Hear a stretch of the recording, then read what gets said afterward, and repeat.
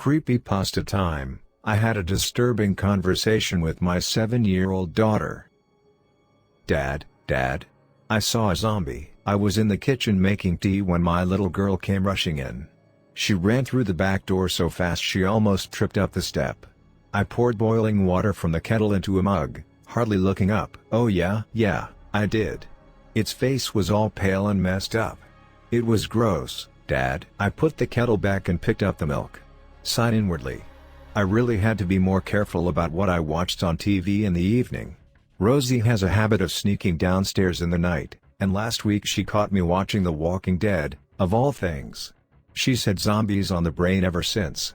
I keep telling her they're not real, but it doesn't seem to make a difference. Sweetheart, what did we say about zombies?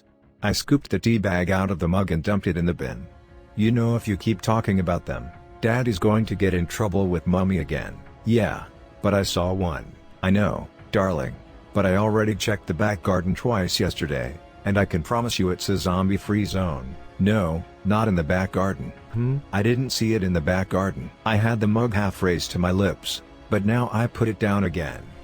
I turned to look at Rosie.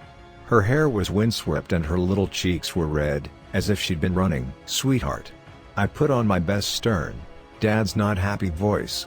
I'm going to ask you a question, and I want you to be honest with me. Have you been playing along the path out back again? I didn't really need to ask the question, because I already knew the answer.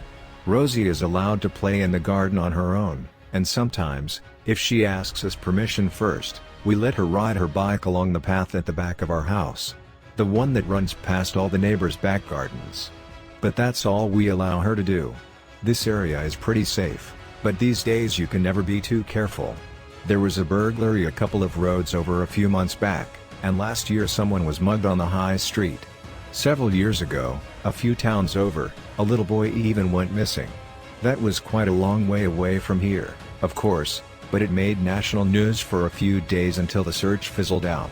And it made a lot of parents more cautious. Rosie's getting older now, and she's an adventurous girl, but still, you have to have boundaries. And on a few occasions lately, Rosie's been crossing those boundaries. Riding her bike further than she should. Not coming in straight away when we call her. Sneaking out the back gate when she's only meant to be playing in the garden. As I watched Rosie now, I noticed her face growing redder.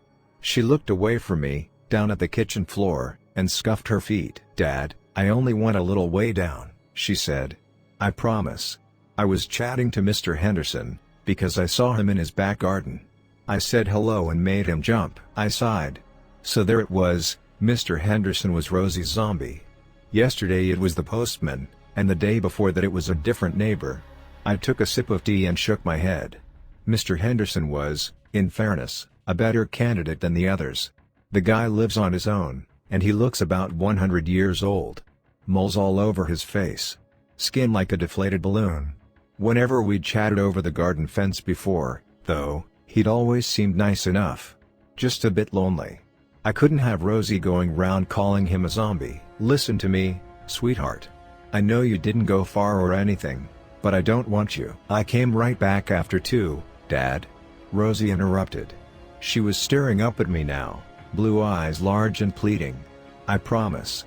And I even said no when Mr. Henderson offered me an ice cream, because I know you don't like me taking stuff from strangers. I opened my mouth to respond, then paused.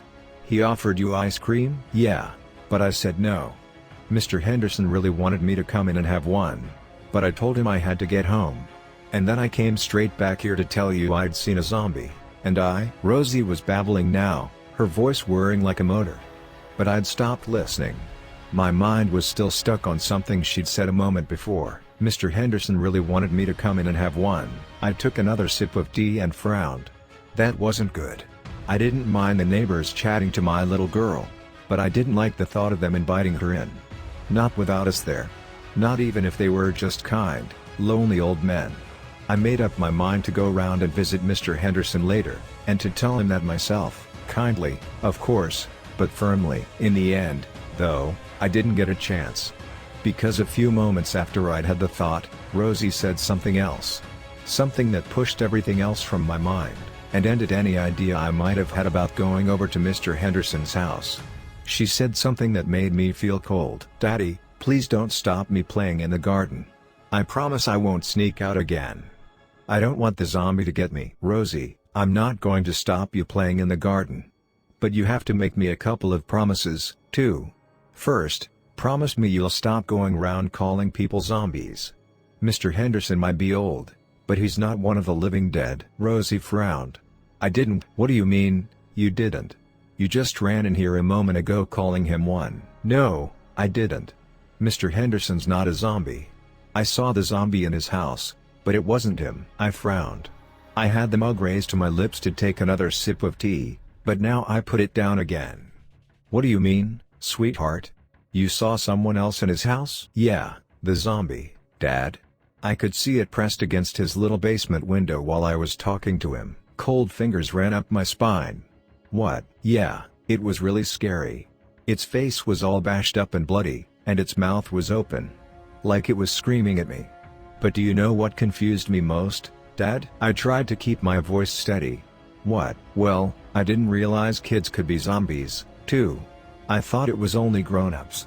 But I guess I must have been wrong, 'cause the one in Mr. Henderson's basement looked just like a little boy.